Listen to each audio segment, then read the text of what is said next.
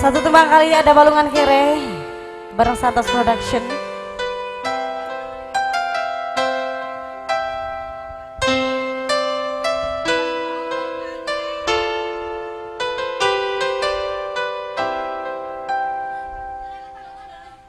Apa pancen wis nasibku piye kudu pisahan karo sliramu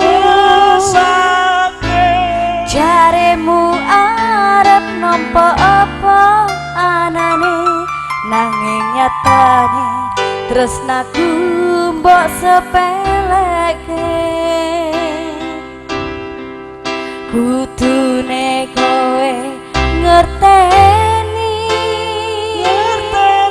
piye kabeh mung titipane Gusti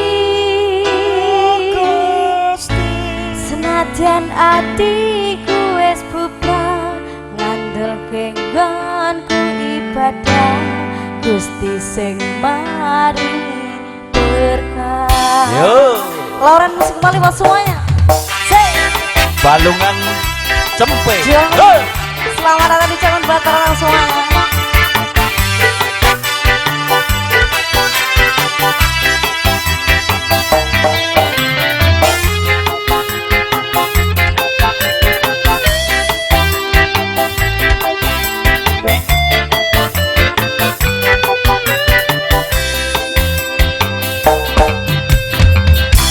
Biyen aku tau kelangan nganti saiki isih kelingan. Ngapa kuwi? Kowe sing tak anti-anti bebrayam tekane pati tekane blenjani janji kabeh mau mergo kahanan ben iso nyukupi kebutuhan aku kerja esok sore nanging kowe sambat wae jaremu balungan kere apa pancen wis nasibku kudu pisahan karo sliramu jaremu arep nampa apa anane nanging nyatane tresnaku mbok sepeleke kudune kowe ngerteni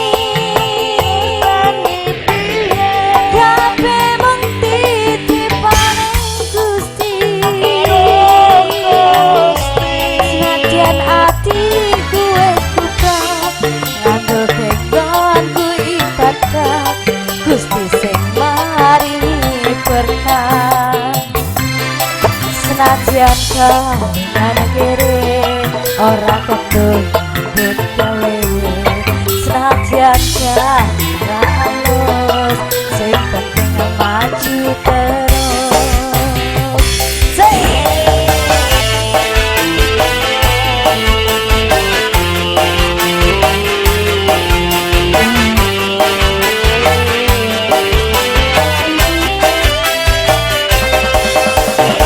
Santos Production.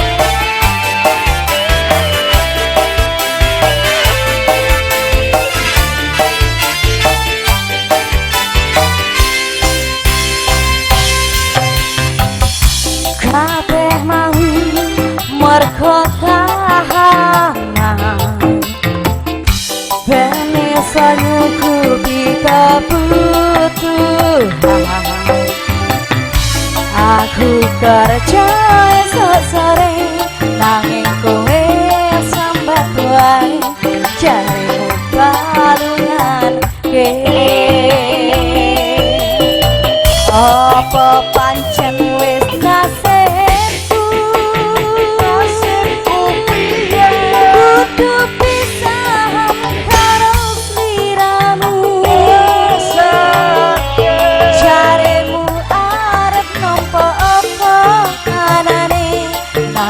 nyatane terus naku mbok sepeleke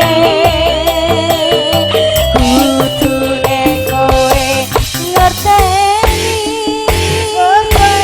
piye kabeh mung titipane Gusti senadyan atiku wis buka ngandhoke ganggu ibadah Gusti sing maringi berkah apa pancen wis nasibku kudu pisah karo sliramu jaremu arep nampa apa anane nanging nyatane terus nadu mbok sepeleke kudune kowe ngerteni kabeh mung titipane Gusti senajan atiku wis buka ngandhelke ganggu ibadah Gusti sing maringi berkah atiku wis buka ngandhelke ganggu ibadah Gusti sing maringi berkah. Satu tembangnya berlalu sampun Pak Dela teh ramandeg-mandeg.